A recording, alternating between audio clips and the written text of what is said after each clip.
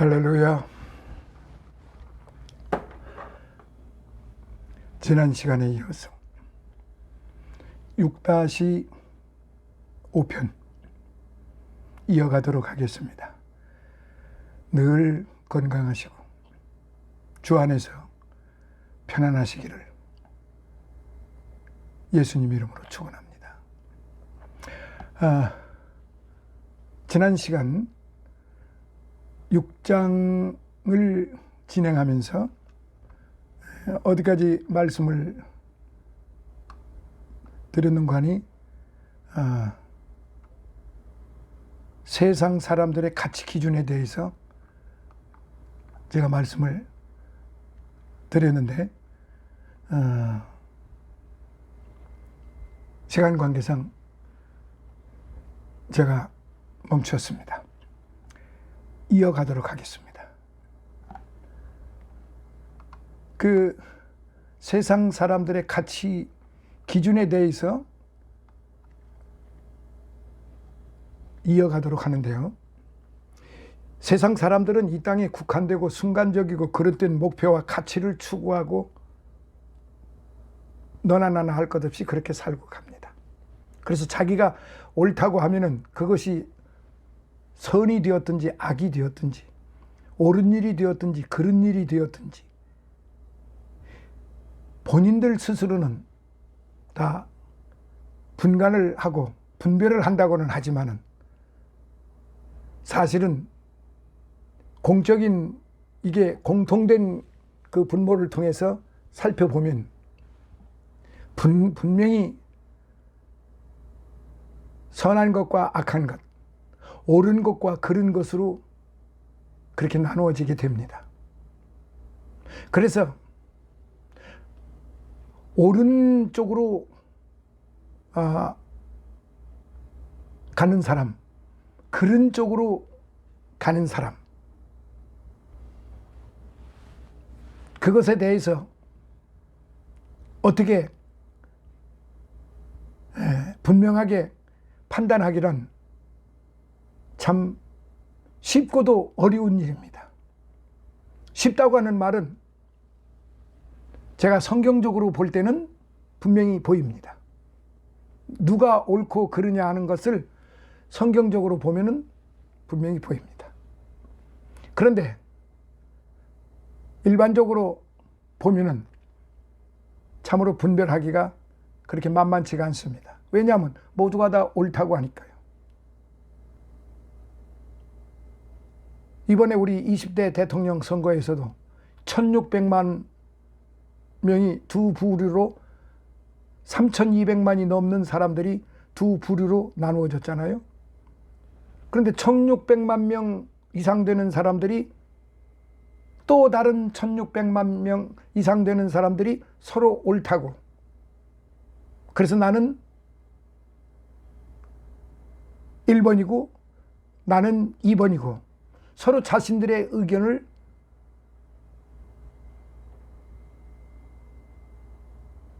그렇게 나타내 보인 거죠. 모두가 다 옳다고 그러니까 어떻게 하겠습니까? 그거에 대해서 제가 지금 논하려고 그러는 것이 아니고 세상 사람들의 가치 기준이 가치관이 그렇다는 얘기예요. 그건 왜 그러느냐? 눈에 보이는 좋은 것들에 눈이 멀어 영원한 하늘 보화를 놓쳐버리고 있는 사람들이 있는가 하면은 영원한 하늘 보화를 잡는 사람이 분명히 있는 거예요. 이 세상에는 분명히 크게 나눠서 두 부류. 선하게 살고자 하는 사람, 악하게 살고자 하는 사람은 세상적인 표현이고 하나님 편에 서겠다, 사탄 편에 서겠다. 우린 기독교적인 면으로 볼 때 이 역시 분명합니다. 내어버려 둠을 받은 사람들은 말릴 수가 없습니다. 그건 부모 형제가 아니라도 말릴 수가 없어요. 저희 형제들과 대화하는 가운데에서 형은 누구 찍었어? 그래서 나는 아무개 찍었지. 그랬더니 아유 형 왜 그랬어? 그래서 왜 그래? 아, 그 사람은 그 참 사람이 못된 사람이야. 한마디로 그렇게 정의를 해버리고 맙니다. 그런 부류가 내 형제지만 그런 부류가 1600만 명 이상이 되어 있고, 아니야, 흠과 티가 있지만은 그래도 그 사람이 이 나라를 위해서, 이 나라 대통령으로서 그래도 그 사람이 일을 잘할 사람이야 하는 사람이 1600만 명이 넘었어요. 자, 그러면 날마다 서로 싸우겠습니까? 이쪽에 1600만 명이 넘는 사람, 저쪽에 1600만 명이 넘는 사람하고 날마다 시시콜콜 네가 옳으니 내가 옳으니 이렇게 싸워야만 되겠습니까? 그러나 우리 기독교적으로 볼 때는 옳고 그름이 분명히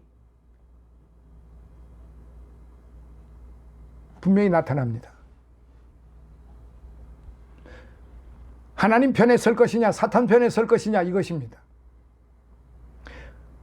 사랑하시는 성도 여러분, 세상 사람들의 기준에 맞추어서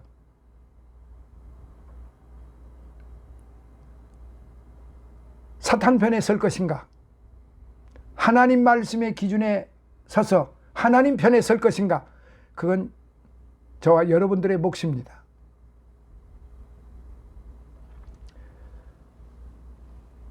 세상 사람들은 빛을 어둠으로, 자유를 구속으로 여기고 점점 더 멸망과 죽음의 심연으로 빠져들어가고 있는 것입니다. 따라서 우리는 우리의 생각과 행동을 결정짓는 우리의 가치관을 항시 말씀에 비추어 살펴보아야 합니다.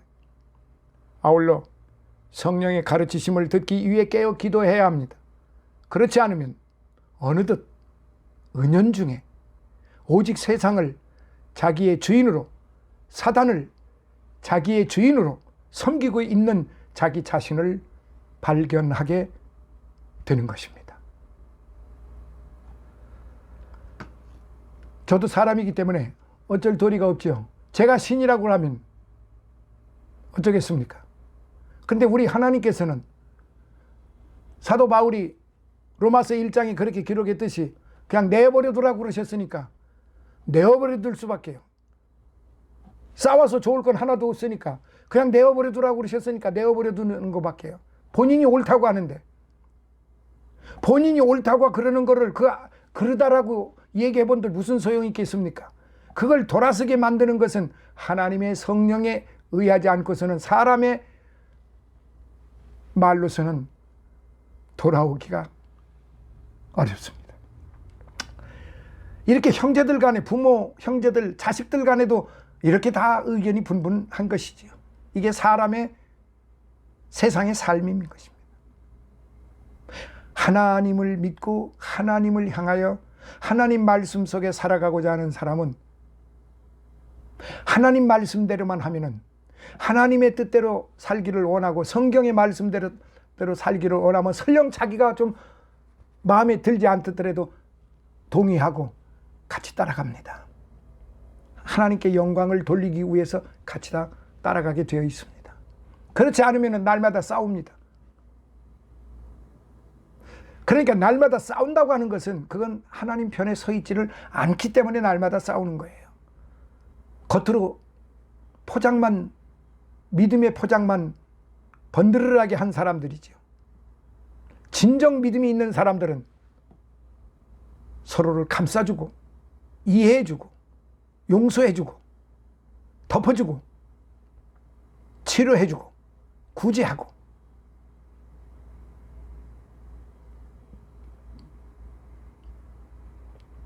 그렇게 합니다. 자, 오늘 이 시간에는 이제 6장 25절로부터 34절에 있는 말씀 같이 읽도록 하시겠습니다.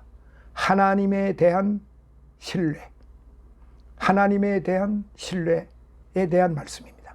25절부터 34절까지 같이 읽겠습니다.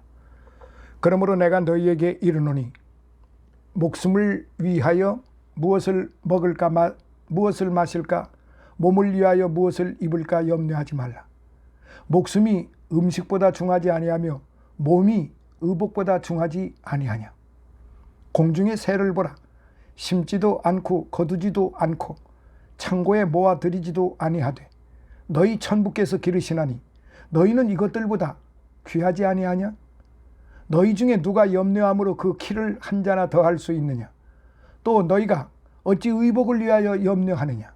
들의 백화파가 어떻게 자라나는가 생각하여 보라. 수고도 아니하고 길쌈도 아니하느니라. 그러나 내가 너희에게 말하노니 솔로몬의 모든 영광으로도 입은 것이 이 꽃 하나만 갖지 못하였느니라. 오늘 있다가 내일 아궁이에 던지우는 들풀도 하나님이 이렇게 입히시거든 하물며 너희일까 보냐. 믿음이 적은 자들아, 그러므로 염려하여 이르기를 무엇을 먹을까 무엇을 마실까 무엇을 입을까 하지 말라. 이는 다 이방인들이 구하는 것이라. 너희 천부께서 이 모든 것이 너희에게 있어야 할 줄 아시느니라. 너희는 먼저 그의 나라와 그의 의를 구하라. 그리하면 이 모든 것을 너희에게 더하시리라. 그러므로 내일 일을 위하여 염려하지 말라. 내일 일은 내일 염려할 것이요 한날 괴로움은 그날에 족하니라. 아멘. 절수를 살펴보겠습니다. 25절. 무엇을 먹을까 무엇을 마실까 입을까 염려하지 말라. 19절부터 24절의 내용을 보충하는 부분인데요. 즉 재물을 하늘에 쌓아두는 자는 당장 자신의 의식주 문제에 연연하기 마련입니다. 그래서 예수께서는 본절에서 이 모든 문제까지도 하나님께 맡기라고 가르치십니다. 26절. 공중에 나는 새를 보라. 인간이 모든 염려를 주께 맡기고 의식주 문제로 근심하지 않아도 되는 근거가 제시돼요. 즉 하나님은 하찮은 미물들도 먹이시거늘 하물며 당신의 형상대로 지음받은 인간을 함부로 내어버려 두시지 않는다는 것이지요. 천부께서 기르시나니. 하찮은 자연의 피조물들에게까지 미치는 우주적 하나님의 섬세한 배려와 보호하심을 뜻하는 겁니다. 귀하지 아니하냐. 하나님께서는 다른 어떤 존재들보다도 사람들을 소중하고도 귀하게 여기시고 계심을 보여주는 말씀입니다. 27절. 키를 더할 수 있느냐? 조금이라도 목숨을 연장할 수 있느냐? 그 말씀이에요. Can aid a single how to his life.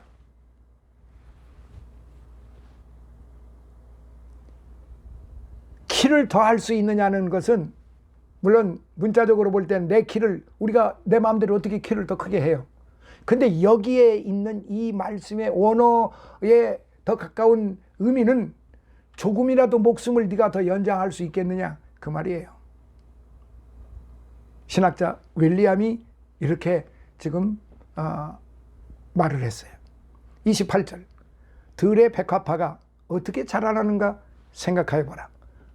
사랑하시는 성도 여러분, 의복 문제로 염려하지 않아도 되는 이유가 제시됩니다. 즉 자연의 들풀도 아름답게 옷 입히시는 하나님께서 어찌 당신의 자녀들을 헐벗게 하시겠느냐는 것입니다. 한편 여기 백화파는 팔레스타인의 야산에서 자생하는 모든 아름다운 식물을 통칭하는 것입니다. 길쌈, 옷감 짜는 행위인데요. 이는 곧 자신의 아름다움을 위해 수고하는 행위를 말합니다. 29절. 입은 것이 못하였느니라. 이는 인간이 자신 스스로를 아무리 값진 것으로 가꾸고 꾸민다고 할지라도 하나님이 허락해 주신 소박한 아름다움에 미치지 못한다는 뜻이에요. 30절. 아궁이에 던지우는 들풀. 풀을 말려 땔감으로 사용했던 당시 팔레스타인의 생활 풍습을 반영한 표현의 말씀입니다. 31절. 염려하여 무엇을 입을까 하지 말라.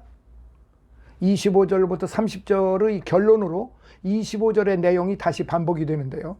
한편 여기서 염려하다에 해당하는 헬라어 메리조라는 말이 있습니다. 메리조. 이 메리조는 나누다, 나누다라는 말입니다. 따라서 염려는 여러 가지 생각으로 마음이 이리저리 나누어진 상태를 가리키는 말입니다. 32절, 이방인들, 먹고 입고 마시는 문제 등 세상에서 육신적 관심에만 몰두하고 있는 부류를 지칭하는데요. 이들은 그의 자녀들을 돌보시는 하나님에 대하여 알고 있지 못하기 때문에 그날의 현실 문제 해결하기에 급급한 것입니다. 오늘도 똑같습니다. 하나님께서 우리와 함께 하시고 하나님께서 나의 모든 것을 책임져 주신다고 하면은 그렇게 앙앙불락하면서 그러질 않습니다. 그런데 하나님을 믿지를 못하는 사람들의 입장에서는 한시가 급한 것입니다. 한시가 급한 거예요. 근심 걱정이 떠나갈 날이 없는 거예요. 그게 이방인들의 생각이에요. 34절. 그래서 주님은 이 6장에 마무리하는 이 34절에 내일 일은 내일 염려할 것이요. 내일 일은 내일로 하여금 염려케 하라. 라는 뜻인데, 이는 결코 염려하지 말라는 그런 의미인 것입니다. 하나님을 믿는 사람들은 염려하지 말라는 그런 의미입니다. 세상 사람들이야 염려 빼놓으면 이 세상 하는데 하루 24시간 염려 빼놓으면 뭐 있나요? 걱정 빼놓으면 뭐 있나요? 욕심 빼놓으면 뭐 있나요? 탐욕 빼놓으면 뭐 있나요? 명예, 권세, 재물, 그런 거 빼놓으면 뭐가 있습니까? 그런 거 생각하고 있다가 그것 때문에 일평생 염려하면서 사는 거예요. 내 재물이 혹시라도 없어지지 않나? 내가 언제 이 재물을 모으나? 내 권세가 지금 하루아침에 무너지질 않나? 내가 이 자리에서 지금 쫓겨날 것인가? 등등. 이런 말할 수 없는 염려 속에서 살아가는 거예요. 그래서 지금 여기 예수님이 지금 위에서부터 1절서부터 쭉 말씀을 하시면서 여기 지금 요 부분에서 지금까지 말씀하신 것을 어쩌면은 종합적으로 지금 말씀하신 거예요. 내일 일은 내일 염려할 것이다. 그래서 결코 염려하지 말라는 의미의 말씀인 것입니다. 그러므로 오늘 저와 여러분들은 염려한다고 없는 것이 금방 나타나는 거 아니잖아요. 염려한다고 잃어버린 권세가 금방, 내가 염려해가지고 떨어진 권세가 금방 다시 돌아옵니까? 한 번 떨어진 명예가 금방 다시 돌아옵니까? 돌아올 수는 있겠죠. 그러니까 또 염려합니다. 이 돌아온 염려, 돌아온 권세, 명예, 재물, 이것이 또 없어질까봐, 또 내게서 멀리 떨어질까봐 또 염려합니다. 그러니까 평생 죽을 때까지 염려, 걱정, 근심 걱정하다가 죽게 되는 것이죠. 그런데 우리 예수 믿는 사람들은 그렇게 할 필요가 없습니다. 염려하지 않아도 됩니다. 주님께 모든 걸 맡기면 됩니다. 주님께 아뢰면 됩니다. 그러면 주님께서 기뻐하실 것이고, 주님께 의뢰하면은 주님이 다 이루어 주실 것이고, 그리고 주님을 기쁘시게 하면 정오의 빛같이 빛나게 해주신다고 시편 37편에 그렇게 말씀을 하셨어요. 그걸 믿으면서 사는 것이 우리 크리스찬들입니다. 예수 믿는 사람들입니다. 자, 이렇게 해서 6장의 그 1절부터 34절에 있는 말씀을 다 살펴보고, 또한 좀 더 구체적으로 하나하나씩 살펴보았습니다. 이제 지금 이 시간에는 이 부분에 대해서 다시 한번 정리하는 차원에서 말씀을 드리도록 그렇게 하겠습니다. 첫 번째로 우리가 생각해야 될 문제, 구제에 대한 교훈입니다. 제일 첫 번째, 제가 위선자들의 그 구제 말씀을 두 번째로 말씀을 드렸죠. 오른손에 하는 것을 왼손이 모르게 하라, 주님이 그렇게 말씀하셨죠. 이 부분에 대해서 다시 한번 우리가 좀 되새김질을 좀 해야 될 것 같아요. 이 시간 우리가 묵묵히 앞만 보고 가는 그 소처럼 되새김질을 하면서 지금까지 잘 받아먹은 하나님의 말씀을 한번 되새김질을 해보는 시간이 되겠습니다. 예수님께서 베푸신 교훈의 꽃이요, 면류관이라 할 수 있는 산상수훈 가운데에서 중반부를 차지하는 본장의 주제는 천국 백성으로서의 합당한 삶입니다. 천국 백성으로서의 합당한 삶. 즉 앞에 5장은 천국 백성이 될 자의 자격에 대한 원론적인 말씀이셨다면 6장은 그러한 원리에 입각하여 구체적으로 어떻게 살아갈 것인가, 어떻게 행할 것인가 하는 실천적 문제에 대한 교훈인 것입니다. 그리고 그 교훈은 첫째, 구제 생활 2절로부터 4절, 둘째, 기도 생활 5절로부터 15절, 셋째, 금식 생활 16절로부터 18절, 넷째, 물질 생활 19절로부터 34절의 순으로 그렇게 구분이 되어서 주께서 직접 말씀을 하셨습니다. 여기서 구제와 기도와 금식은 유대인들의 종교 생활에 있어서 경건의 3대 요소로 간주되는 아주 중요한 덕목이었습니다. 예수님께서는 바로 이것에 대하여 집중적으로 교훈을 하셨던 것이에요. 교훈의 핵심이요, 주제는 맨 처음에 선언하신 6장 1절의 말씀인데, 곧 사람에게 보이려고 그들 앞에서 너희 의를 행치 않도록 주의하라는 것이었습니다. 여기서 의, 디카이오시네. 여기서 의는 윤리적 의미의 의로서 곧 참신앙의 실천을 가리키는 말입니다. 그러니까 주님은 그냥 교훈적으로 말씀만 하신 게 아니고 너희가 어떻게 실천에 옮길 것인가, 그러니까 이렇게 하라, 이렇게 실천하는 삶을 살아라 하는 것을 이 6장에서 구구절절히 말씀을 하셨던 사실입니다. 그래서 구제에 대한 그 첫 번째 시간에 이제 다시 되새김질하는 첫째 시간에 이제 구제에 대한 교훈인데요. 예로부터 구제 행위는 기도와 금식과 더불어 유대교 경건의 3대 요소 가운데 하나로 인식이 될 정도로 매우 중요시 여겨져 랍비들은 구제의 실천을 강조하였지요. 그래서 유대 전승에는 구제는 모든 죄로부터 구제한다는 말이 있는 것입니다. 이처럼 중요한 구제에 대하여 예수님께서는 본문을 통해 참 구제의 정신을 일깨워 주셨던 것입니다. 그렇다면 올바른 구제 행위는 어떠하며 또한 천국 백성된 그리스도의 제자들은 어떻게 구제해야 하느냐? 첫 번째, 2절을 기준으로 해서 사람에게 영광을 얻으려고 구제해서는 안 된다, 이 말씀입니다. 정녕 구제는 좋은 것이며 장려할 만하며 힘써 실천해야 할 것이로되 예수님 당시에 외식하는 자들은 구제 행위를 경건의 과시 수단으로 잘못 사용하였던 것입니다. 여기서 외식하는 자, 히포크리테스, 이 외식하는 자의 본래 의미는 연극 배우라는 뜻입니다. 그래서 연극 배우는 외식하는 자의 본뜻입니다. 사실 따지고 보면. 그러니까 연극은 허구를 진짜처럼 연기를 하는 거거든요.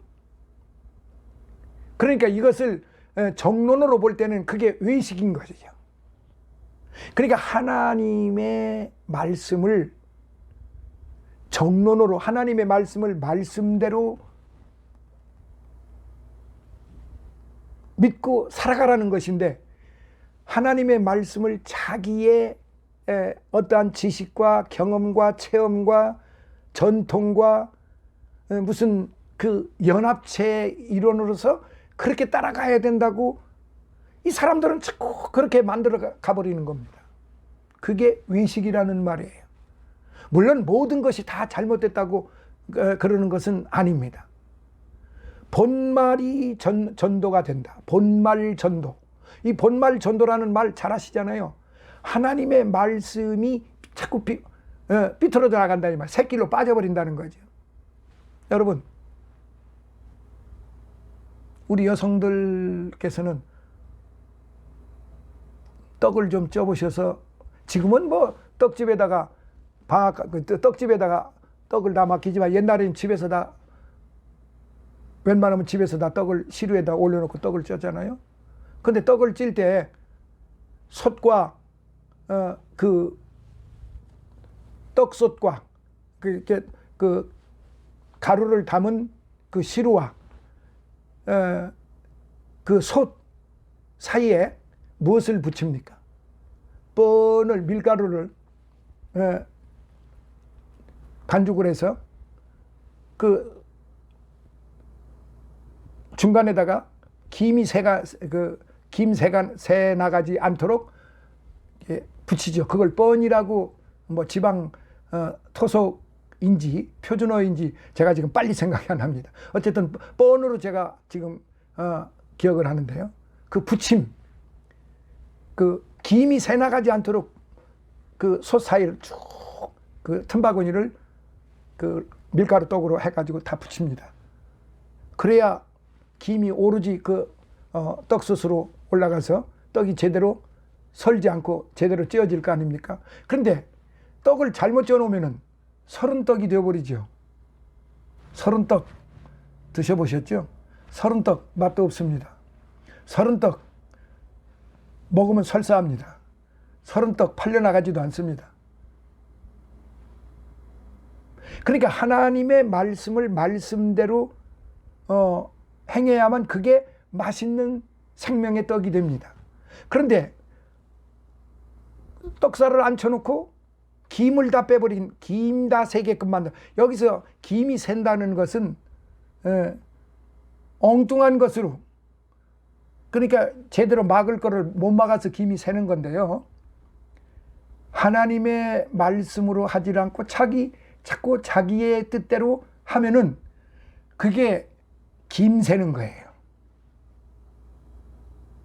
제가 지금 말씀드리는 김 샌다고 하는 이 의미는 그 솥에서 나오는 그 김을 말하는 게 아니고, 이건 좀 은유법으로 말씀을 드린 건데, 우리가 보통 어떤 일을 하다가 잘 안 되면 아이고 그거 김 샜어, 그렇게 얘기를 하잖아요. 바로 그러한 의미입니다. 하나님의 말씀을 말씀대로 잘 익혀야 되는데 세상 것으로 그걸 익히려고 하니까 김새버리는 거죠. 다 그냥 엉망진창이 되어버리고 마는 거죠. 연극 배우 하시는 분들 들으시면은 기분 나쁘시겠지만은 그건 어쩔 수 없어요. 연극이라고 하는 것 자체가 실제적 상황이 아니기 때문에, 외식이기 때문에. 그래서 여기 히포크리테스라는 이 말의 본래 의미가 연극 배우인데 외식하는 자라는 그 본래 뜻입니다. 연극 배우는 무대 위에서 자기 아닌 사람을 연기해야 합니다. 이처럼 외식하는 자도 자아의 본래 모습을 떠나 단지 남들에게 보일 심산으로 행하는 것뿐이에요. 그래서 이들은 사람들이 많이 모이는 회당이나 거리에서 구제하기를 좋아합니다. 더욱이 구제할 때에는 반드시 나팔을 불어서 많은 사람들의 관심을 집중시킨 후에 구제품을 나누어 주곤 했다고 합니다. 칼빈과 벵겔의 말입니다. 따라서 외식자들은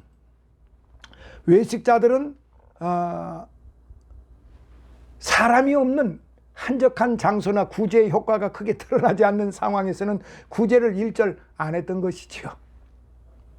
예수님께서는 당시 이 같은 잘못된 구제 행위를 지적하신 거예요. 만일 외식하는 자들처럼 회당이나 거리나 광장 등 많은 사람이 모인 장소나 사람의 왕래가 잦은 곳에서 나팔을 불면서 공공연히 구제 행위를 할 것 같으면 목적한 바대로 사람에게서 칭송과 존경과 영광은 받을 것이지만은 저희는 이 땅에서 그것을 받은 것으로 그만이요 하늘의 상과는 무관하다고 가르쳤던 것입니다. 사실 따지고 보면 저들은 구제 행위를 했다고 볼 수가 없는 거죠.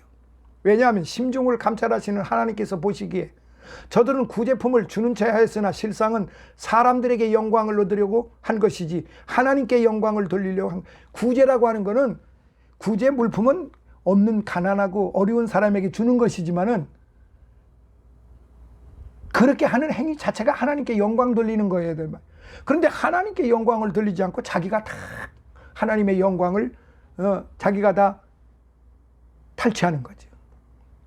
그러니까 그건 도둑놈이지, 강도지, 사기꾼이지, 위선자지. 마음에도 없는 짓거리를 하고 있는 거 아니에요? 사람들에게 드러내 보이려고. 사람들에게 드러내 보이려고.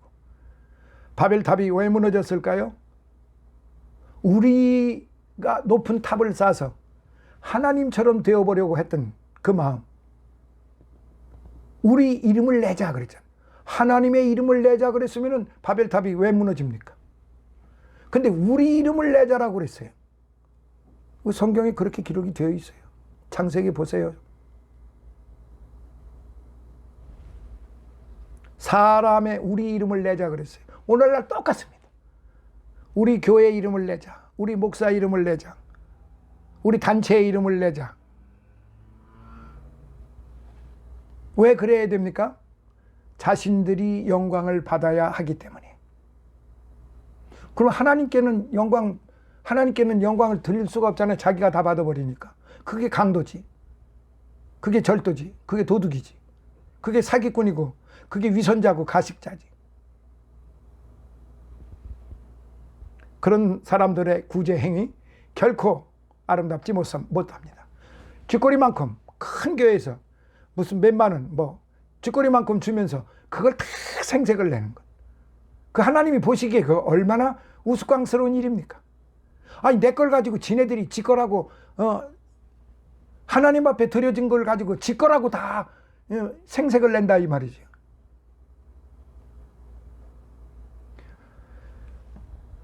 모든 구제는 반드시 사람이 알지 못하게 행해야만 한다는 의미는 또한 아니에요. 문제는 마음입니다. 하나님 앞에서가 되어야, 모든 상황은 하나님 앞에서야 된다는 것이지 자기 앞에서가 아니에요. 자기 드러내놓고 사진 찍느라고 참 오만 불순하기 짝이 없습니다. 아니, 사진이나 찍지 말지. 무슨 쌀포대 몇 포대 갖다 놓고, 무슨 농사 지어놨다고 몇 포대 잔뜩 쌓아놓고 왜 자기가 거기 가서 사진 찍습니까? 내가 주었다는 거죠. 나를 드러내는 거 아니에요. 하나님을 드러내야 되는데 자기를 드러내는 거 아니에요. 신학자 브루스가 잘 지적한 대로 드러내고자 하는 시험을 받을 때는 숨기고, 오히려 숨기고자 하는 시험을 받을 때는 드러내는 것이 참 구제의 정신이라고 신학자 브루스가 그렇게 말했습니다. 자, 사랑하시는 여러분, 오른손에 하는 것을 왼손이 모르게 해야 한다는 사실, 너무 중요한 말씀들이 있기 때문에 6-5편에서는 여기서 마무리하도록 하겠습니다. 3절 4절에 대한 되새김질은 6-6편에서 다시 말씀드리기로 하고 마무리를 6장을 마무리하는 것으로 하겠는데, 조금 더 길어질 수도 있습니다. 7편까지도 갈 수가 있습니다. 왜냐? 지금 이 산상수훈은 긴 것이 지금 문제가 아닙니다. 이 말씀을 우리가 좀 더 마음속 깊이 새겨야 하기 때문에 그렇습니다. 오늘은 여기서 마무리하는 것으로 하고, 다음 6-6편에서 다시 만나 뵙겠습니다. 감사합니다. 할렐루야. 하나님의 사랑과 은혜와 축복이 해외에 계신 우리의 동포 여러분, 그리고 국내에서 늘 함께 하시는 우리 성도 여러분, 여러분의 가족과 여러분의 생활과 건강과 하시는 모든 소망들이 다 주 안에서 형통하게 이루어지시기를 예수님 이름으로 축원합니다. 할렐루야.